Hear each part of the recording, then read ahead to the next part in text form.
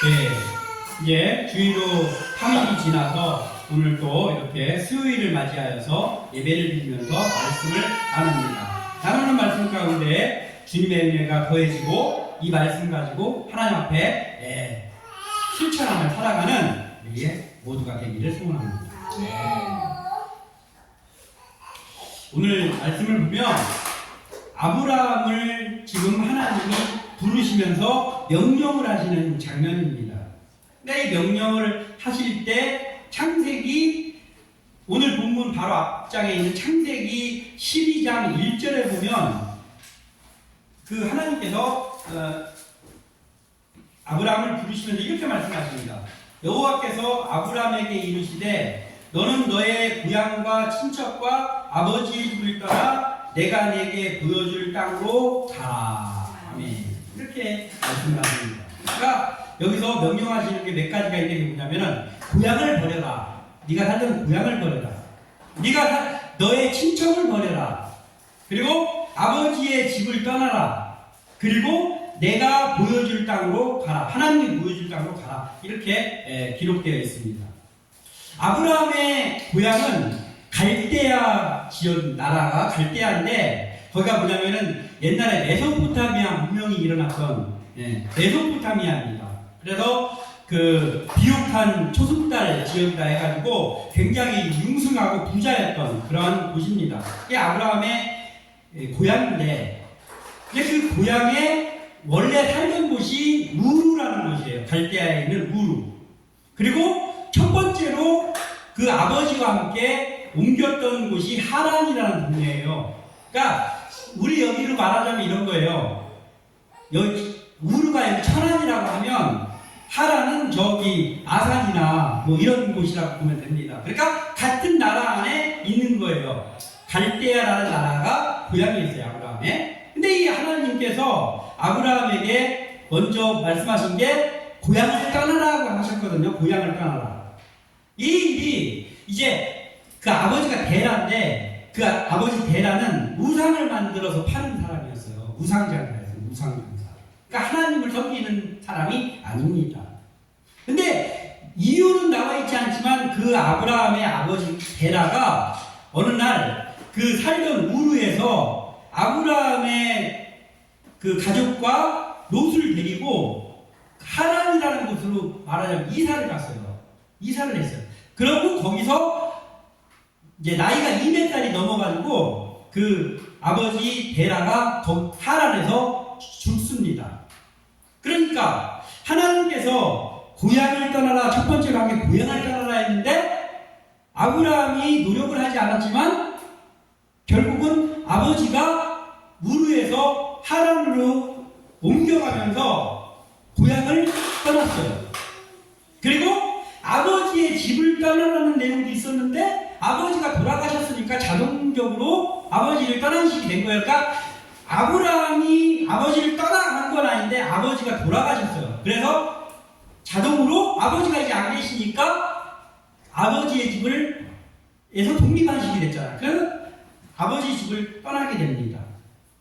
그리고 아브라함이 그 하나님께서 보여주실 땅으로 가라고 했는데 그 땅이 가나안인데 그 땅으로 갔습니다. 창세기 12장 5절에 그 내용이 나오는데 창세기 12장 5절에 아브라함이 그 아내 사라와 조카 롯과 하란에서 모은 모든 소유와 얻은 사람들을 이끌고 가나안 땅으로 가려고 떠나서 마침내 가나안 땅에 들어갔더라. 아멘. 그러니까 하나님이 명령한 땅으로 들어갔습니다. 그러니까 이제 된 게 뭐예요? 고향을 확실하게 떠났고 그 다음에 하나님이 보여줄 땅으로 가라 했는데 그 땅으로 가나안으로 들어갔고 그리고 아버지의 집도 아버지가 돌아가시면서 아버지의 집도 떠나게 되었습니다. 근데 이제 한 가지가 아직 해결되지 않은 게 한 가지가 있었어요. 그게 뭐냐면 하나님께서 고향과 친척과 아버지의 집을 떠나라 했는데 친척이 이게 해결이 안 돼서 친척이. 왜냐하면은 그 아브라함의 가족이 떠나올 때 그 아브라함의 형제 중에 일찍 죽은 형제가 있었는데 그 지역 이름 하란 말고 아브라함의 형제의 이름이 하란이 있었단 말이에요. 근데 그 하란이 일찍 죽었어요. 그래서 그 하란의 아들이 롯인데, 그러니까 아브라함의 조카잖아요. 그러면 조카와 그 삼촌의 사이를 말하자면 뭐예요? 친척이지, 친척. 조카와 삼촌이 친척이란 말이에요. 그래서 아직까지 지금 롯하고 아브라함이 같이 있으니까 친척을 떠나지 않은 상태예요.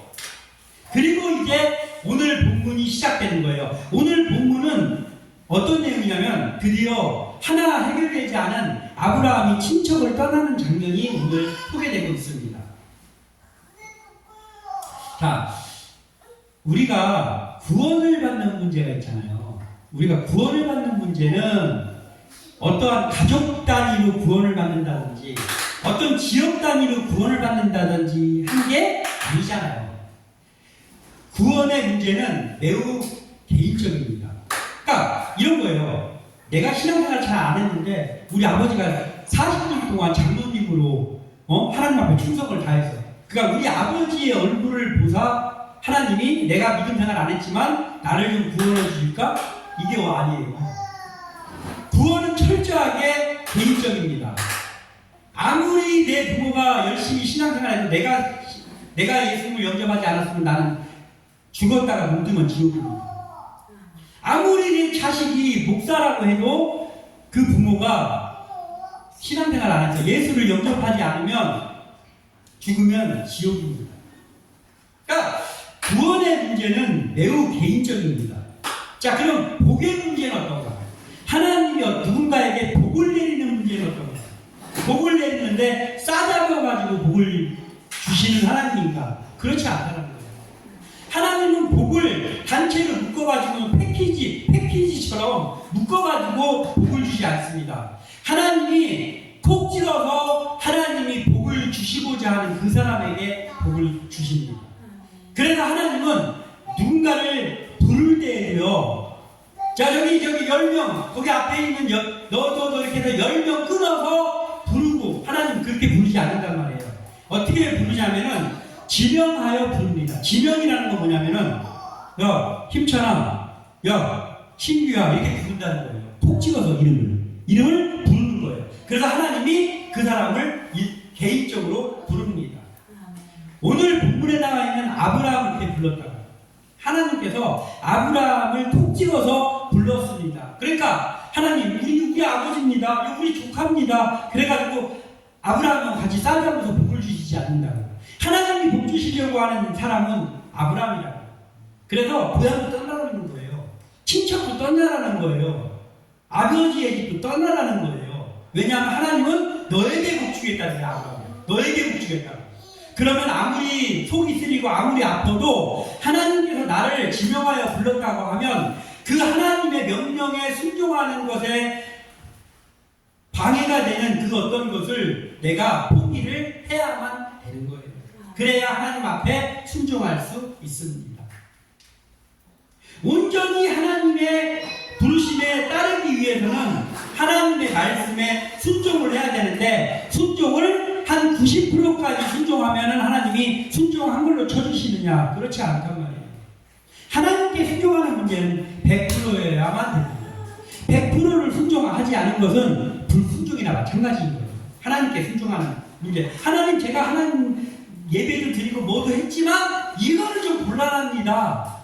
내 자신 문제는 좀 곤란합니다. 내 가족의 문제는 좀 곤란합니다. 이게 되면 하나님 앞에 순종한 거 아니라, 하나님 앞에 순종한 게 아니란 말이에요. 온전한 순종이 우리에게 필요하다. 그리고 하나님이 그것을 원하신다는 거예요. 자, 그러면 그렇게 하나님 앞에 온전히 순종을 하려면 우리에게 무엇이 있어야 되는가 하면 그게 바로 믿음의 눈이 있어야 됩니다. 믿음의 눈. 믿음의 눈을 가져야만 된다는 거예요. 근데 그 믿음의 눈을 가진 사람이 누구냐면 오늘 본문에 하나님께서 콕 찍어서 아브라함하고 부르신 이 아브라함이 그걸 갖고 있었단 말이에요.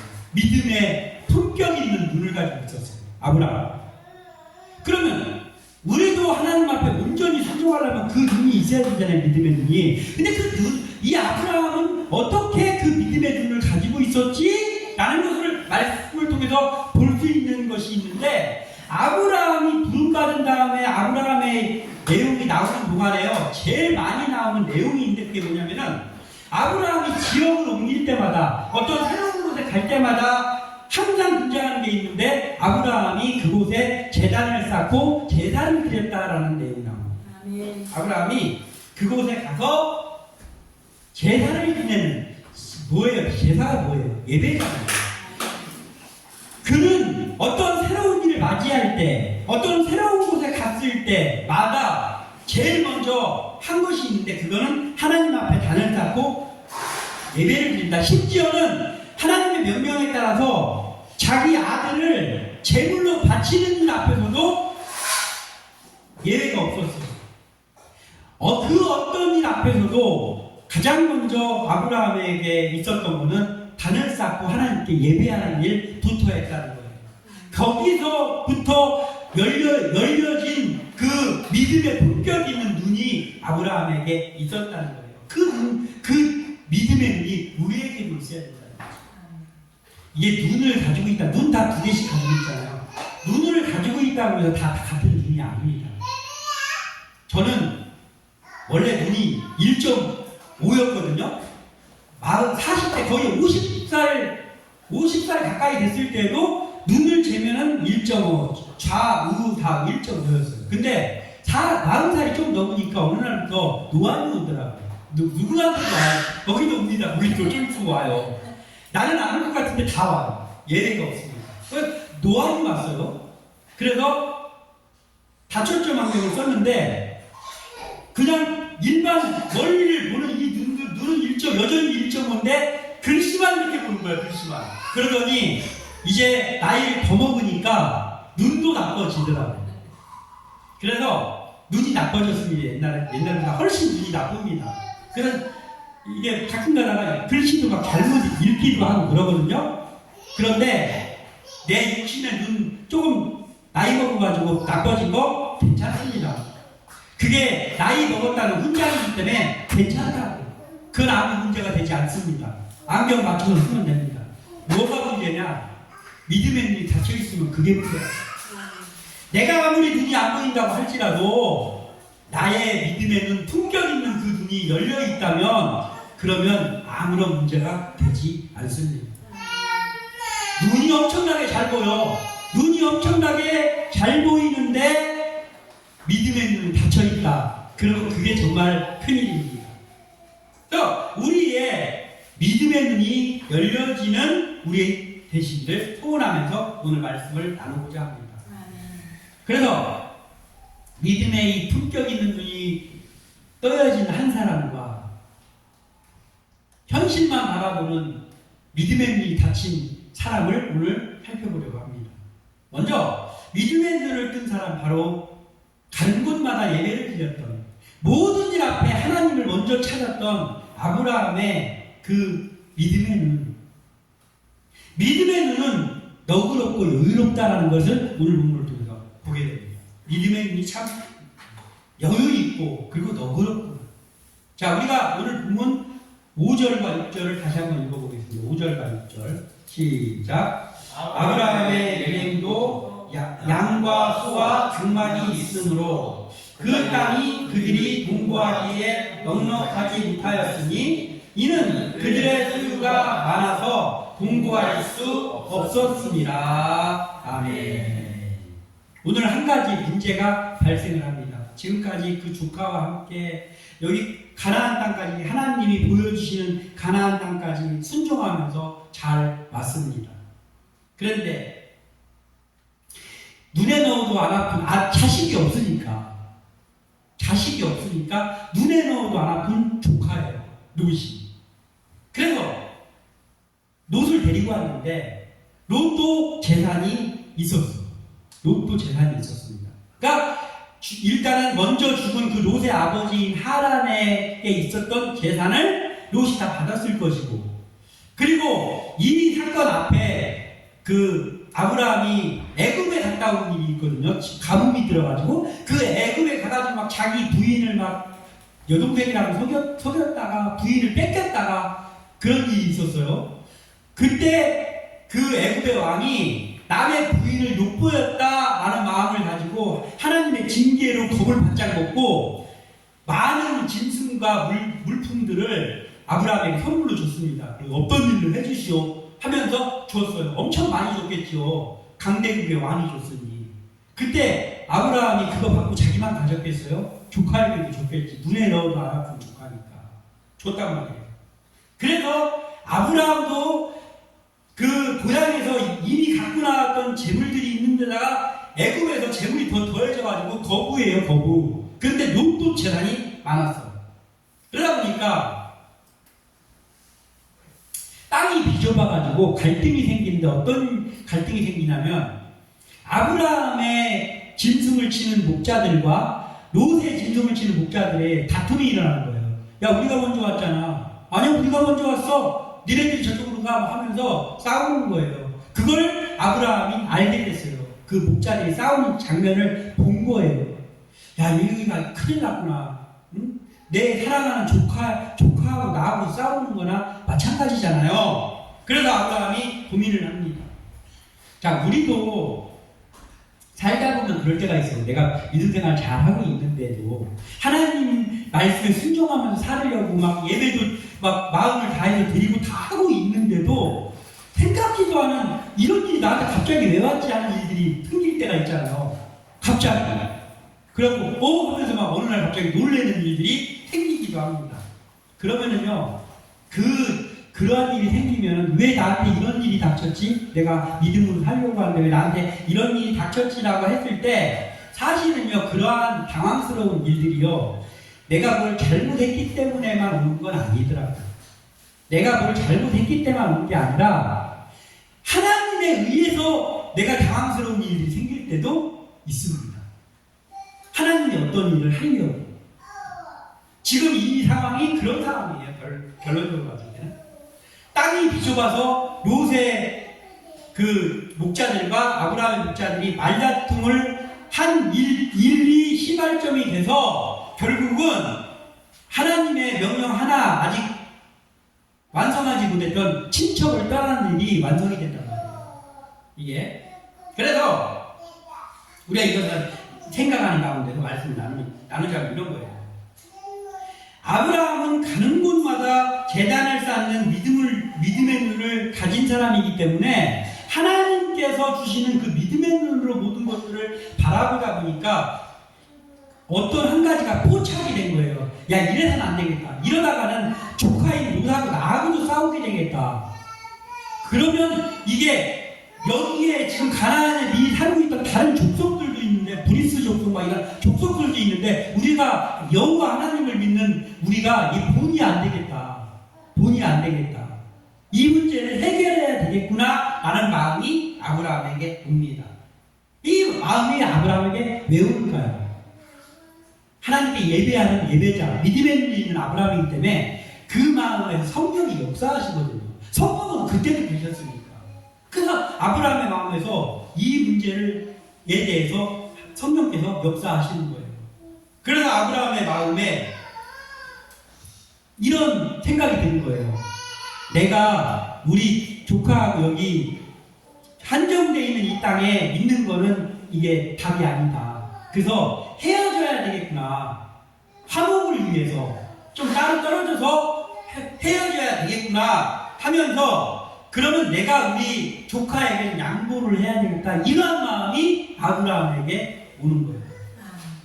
믿음의 눈을 가진 사람에게는 왜 이런 마음이 오느냐? 이 천지를 창조하실 때 이미 계셨던 그 예수님, 아직 이 땅에 아기로 태어나지 않았지만 아브라함이 있던 그때도 예수님이 역사하시고 계셨단 말이에요. 그러니까 그 예수님의 마음이 그 성령의 역사 가운데 아브라함에게 있는 거예요. 뭐냐? 이런 거예요. 예수님께서 알려주신 중에 황금과 같은 율법이 있는데 마태복음 7장 12절 황금률입니다. 이 황금률이 그러므로 무엇이든지 남에게 대접을 받고자 하는 대로 너희도 남을 대접하라. 이것이 율법이요 선지자니라. 아멘. 이 예수님의 말씀이란 말이에요. 그런데 이 마음이 아브라함에게 드는 거예요. 먼저 그 조카에게 양보하고 조카에게 땅을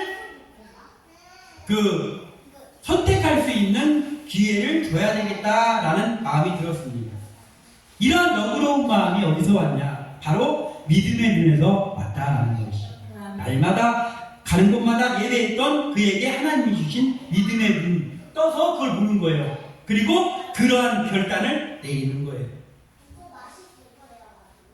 자, 18절에 보면요, 이런 말씀이 있어요. 오늘 본문 마지막 절에 이에 아브라함이 장막을 옮겨 헤브론에 있는 마므레 상수리 수풀에 이르러 거주하며 거기서 여호와를 위하여 제단을 쌓았다. 거기서 제단을 쌓았어. 근데 여기에 제단을 쌓은 상태는 지금 어떤 상태는 여기서 예배를 드렸다는 거잖아요. 이 예배 드렸다는 게 뭐냐면요, 배은망덕한 조카가 좋은 땅, 제가 저기로 갈게요 하면서 요단의 기름진 땅으로 지금 아브라함을 떠나서 간 직후에 지금 아브라함이 예배드리는 거예요. 사실요, 이 가나안 땅, 아브라함이 지금 가 있는 이 가나안 땅이 하나님이 말씀하셨던 것처럼 젖과 꿀이 흐르는 땅으로 인간의 눈으로 보이지 않는 땅이에요. 돌짝밭 막 무슨 뭐 가시덤불밭도 있고 막 광야도 있고 이런 지역이에요. 우리가 가나안 땅이 그런 지역이에요. 그런데 아브라함이 조카에게 야, 여기 집 좁아서 우리 서로 이렇게 다투면 안 되니까 네가 저쪽으로 가겠다 하면 나는 여기 있고, 네가 여기 있겠습니다 하면 난 저쪽으로 가겠다. 네가 먼저 선택해라 했을 때 이 롯이 망설이지 않았어요. 왜냐하면은 보는 순간 요단강이 쫙 있어가지고 기름진 그 요단 지역이 눈에 딱 들어오는 거예요. 그래서 어떻게 표현했냐면은 그 애굽 땅과 같았다고. 기름진 나일강이 있었던 애굽 땅과 같이 보였다는 거예요. 거기가. 그러니까 너무 망설이지도 않아요. 아, 삼촌이 먼저 택해야지, 그런 말이 없어요. 아, 저 저기로 가겠습니다 삼촌 하는 거예요. 그러면 인간적으로 보자면 지금 아브라함은 어때야 돼요? 마음이 무너지는 것 같아요. 내가 너를 어떻게 키웠고 어떻게 데리고 왔는데 네가 나에게 이럴 수 있느냐? 한 번쯤 예의상으로 물어볼 수는 있지 않냐? 그런데 네가 먼저 택해라 했더니 아유, 삼촌 먼저 하셔야죠. 그런 말도 없고 그냥 단번에 저는 요단 저 지역으로 가겠습니다 라고 결정하는 그 조카에게 서운한 마음이 들어야 되잖아요. 그런데 믿음의 눈을 뜨는 아브라함은 너무너무 마음이 넓고, 아브라함의 마음이 넓어서가 아니고 하나님의 마음을 가지고 있어. 예수님의 마음을 가지고 있어, 아브라함이. 그러니까 그래, 그럼 네가 글로 가라, 나는 여기 있을게 라고 결정하고 자기 모든 재산 가지고 롯이 그 기름진 땅으로 쫙 떠난 다음에 자기 사랑하는 조카가 떠났으니까 마음도 허전할 거 아니에요. 그런 상태에서 좋은 지역도 조카에게 뺏기고, 사랑하는 조카가 자기를 떠나간 그 직후에 아브라함이 다시 또 제단을 쌓고 하나님 앞에 예배드립니다. 이게 바로 믿음의 눈을 뜬 사람의 너그러운 마음이요, 여유로운 마음. 이 아브라함의 이 여유로움과 너그러움이 어디서 나오냐고. 이게 바로 믿음에서 나온다는 거예요. 믿음. 모든 일보다 앞서 예배하는 그 믿음에서 아브라함의 이러한 면이 나왔다라는 거예요. 믿음이 없으면요, 이게 현실만 바라보게 돼요. 왜냐하면 지금 현실에 보이는 게 그게 지금 나한테 보이는 거잖아. 근데 믿음의 눈이라는 거는 뭐냐면요, 보이지 않는 현실 너머의 것을 보는 게 믿음의 눈이잖아요. 그 아브라함은 그 눈이 있었다고요. 그 눈은 뭐예요? 진실한 예배자로서는 그 사람에게 하나님께서 허락하시는 눈이에요. 그러니까 먼저 하나님 앞에서 성공하지 못한다, 하나님 앞에 온전히 서는 일에 성공하지 못하면 현실을 바라보는 눈만 있는 거예요. 믿음의 눈이 안 띄어져. 뜨고 싶어도 안 띄어져. 그런데 아브라함은 이 눈이 있었다. 현실 너머의 걸 보는 거예요. 그러니까 지금 현실은 나의 사랑하는 조카가 배은망덕하게, 예? 자기가 좋은 것 차지하고 떠나버렸고, 미련 없이 떠나버렸고, 나는 여전히 돌짝밭과 같은 이곳에 덩그러니 남아있는데, 그 너머에 나를 살게 하시는 분은 이러한 현실이 아니라 하나님이다 라는 믿음으로 그 현실 너머의 것을 보기 때문에 당황하지 않고 예배를 드리며 하나님 앞에 설 수 있었다는 거예요. 우리 현실이요. 맨날 편안해가지고 예배 나옵니까? 어떤 날은 주일날 예배 나오는데 마음에는 근심거리가 있는데 나오는 데는 없습니까? 많잖아요. 현실의 문제는 여전히 내가 예배 나온다고 해서 현실의 문제가 다 없어지지 않잖아요. 그 현실의 문제의 그 무게 속에서 예배에 나올 때는 얼마나 많습니까? 그럼에도 나와서 우리가 진실되게 그 모든 걸 내려놓고 오직 하나님만 바라면서 예배해야 되는 이유는 뭐냐면 그 믿음을 하나님 앞에 보여야 믿음의 눈이 띄어진다. 그거 없이는요, 아유, 오늘은 나 힘들고 마음도 울적하고 오늘 예배 하나 쉬어야 되겠다. 믿음의 눈이 띄어지겠습니까? 안 띄어집니다. 그러니까 점점 더 현실만 바라보게 됩니다.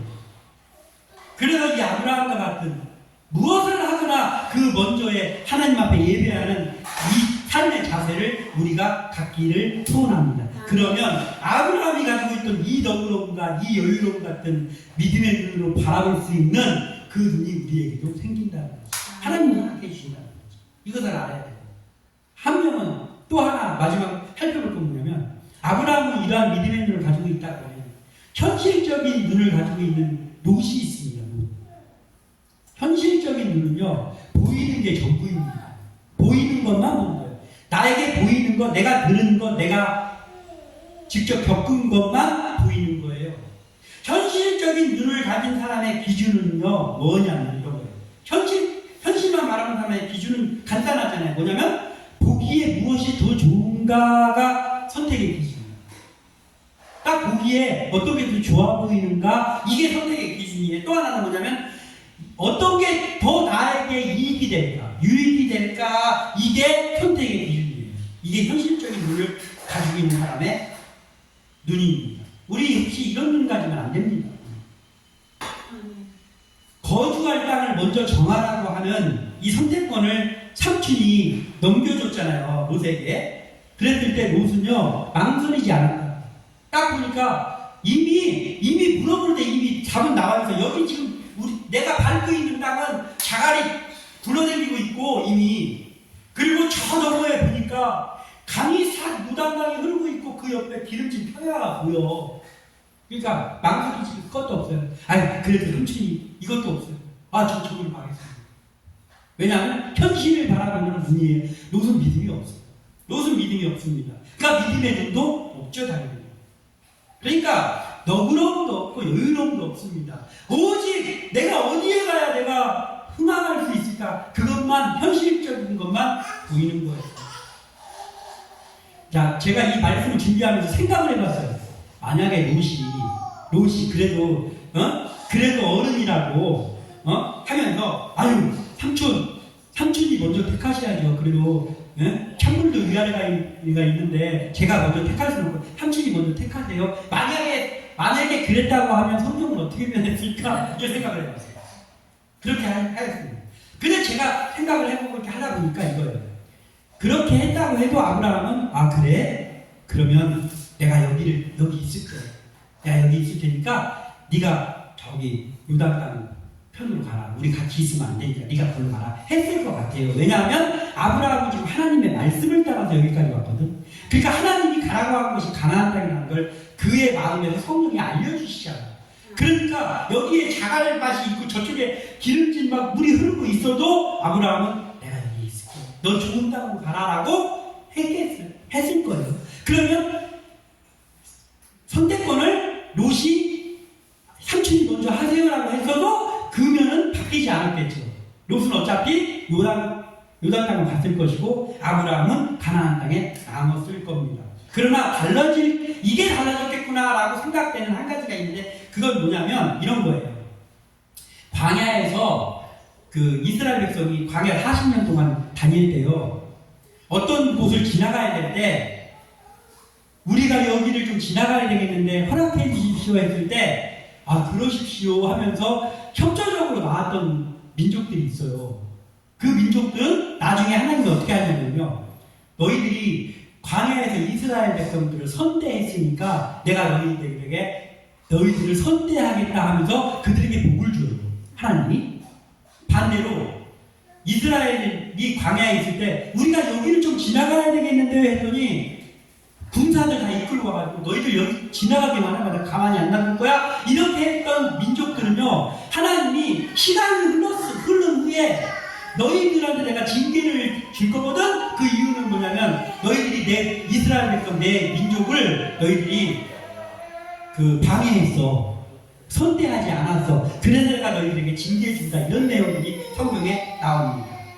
그걸로 봤을 때 롯이 그렇게 삼천 먼저라고 했으면 그러면 하나님께서 롯을 너의 삼촌을 네가 선대한 것을 내가 기억해서 너를 선하게 인도하여 주겠다라고 했을 거 아닙니까 하나님이. 그러면 롯이 적어도 그 후에 롯이 참 이게 말도 안 되는 롯이 그런 일을 많이 당했잖아요. 적어도 그 일 중에 하다못해 반절은 안 당하지 않았겠어요? 만약에 그렇게 했다면. 근데 요새 롯은 믿음의 눈이 없어. 현실만 바라봐. 그러니까 나중에 자기가 멸망할 수밖에 없는 일을 택했습니다. 세상 사람들이요, 지금도 예수 안 믿는 세상 사람들이 자기 이익만 따라다니는 거는요, 그거는 가장 큰 이유가 뭐냐면 그들이 믿음이 없으니까잖아요. 그래서 자기한테 유익되는 거, 자기한테 해가 이만큼만 돼도 양보 안 하잖아요, 세상 사람들은. 자기가 이익되는 거, 심지어는 가족이라고 할지라도 자기한테 이익되는 것만 하는 게 세상 사람들의 법칙이, 삶의 법칙입니다. 근데 문제는 뭐냐면 그 사람들은 그게 당연한 거예요. 근데 예수 믿는다고 하는 사람이 그런 사람들이 없습니까? 예수를 믿는다고 하는 믿음의 사람들이라고 하는데도 현실을 바라보면 이건 문제가 커요. 롯이 그렇잖아요. 현실만 봐. 그래서 자기 유익만, 그리고 현실에 지금 어떤 게 유리한가 이것만 보면서 어떠한 결정을 내린다고 하면 그러면 그게 곧 뭐예요? 내가 믿음이 없습니다라는 것을 내 스스로 증명하는 꼴밖에는 안 되잖아요. 우리는 이런 믿음을 가지고 있으면 안 된다는 거예요. 예배하는 자에게 믿음의 눈이 생긴다. 우리는 예배 그냥 한 시간 털렁 드리고 가는 게 아니고 내 마음 모두를 들여서 예배하는 예배자들이 되기를 소원합니다. 아브라함 같은 예배. 그러면 우리에게 하나님께서 이 눈을 주십니다. 믿음의 사람인 아브라함은 믿음으로 인해서 현실의 손해 앞에서도 여유로웠고 하나님이 주시는 마음이지. 그러나 롯은 믿음이 없었어요. 믿음이 없었기 때문에 자기 유익만 생각해. 그래서 당장에 나에게 무엇이 유리할까라는 현실만 바라보는 근시안을 가지고 있어요. 이 롯은 믿음 없는 현실의 눈으로 인해서 이게 당장은 지금 좋게 보이는 그 요단 지역을 택해서 갔잖아요. 그리고 야, 저기 애국 땅 같으네 하면서 갔잖아요. 부푼 꿈을 안 하고 내가 저기 쉬면서 재산을 이렇게 불리고 이렇게 해야 되겠구나 하면서 가지 않았겠어요. 현실만 바라보면서. 그런데 결론은 어떻게 됩니까? 믿음의 눈이 없고 현실의 눈을 가지고 있던 롯은 쫄딱망합니다. 쫄딱망해 거겨가지고 어떻게 망하냐? 망하는 것도 아니고 흉하게 망해요. 창피하게 망해요.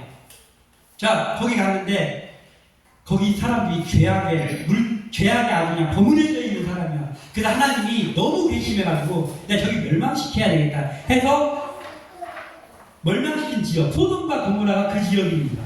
그래서 거기에서 멸망당했는데 그 삼촌인 아브라함의 믿음을 봐서 롯의 식구들을 살려줬어요. 그랬는데 롯의 부인은 뒤를 돌아보다가 흑기둥이 됐고 나중에 그 롯의 두 딸들은 동굴에 그 아버지 롯과 숨었다가 자손을 퍼뜨리겠다는 마음을 가지고 근친상간을 해가지고 모압 자손과 암몬 자손을 낳았어요. 이 창피하나 이렇게 창피한 일이 어디 있습니까?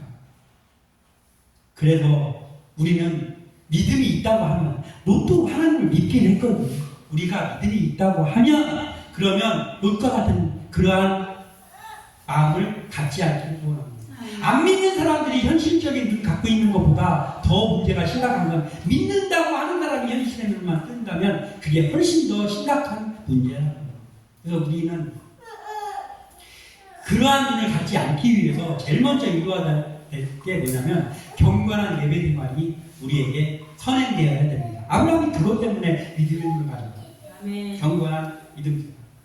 그리고 그 하나님 앞에 서는 겸손한 마음을 가지고 성경의 역사 가운데 아브라함과 같이 어디를 가거나 하나님만 의지하면서 나가는 믿음의 사람들이 되기를 소원합니다. 아멘. 아미처럼 오늘과 이 말씀을 나눴으니 우리 교회의 모든 권속들은 예배할 때 그 예배가 진실로 가득 찬 영과 진리로 예배하는 예배자들이 되기를 소원하고, 아멘. 그리고 우리 교회는 그러한 믿음의 눈이 열린 사람들로 가득 차는 그러한 우리 교회 되시기를 주님의 이름으로 축원합니다. 아멘. 기도합니다.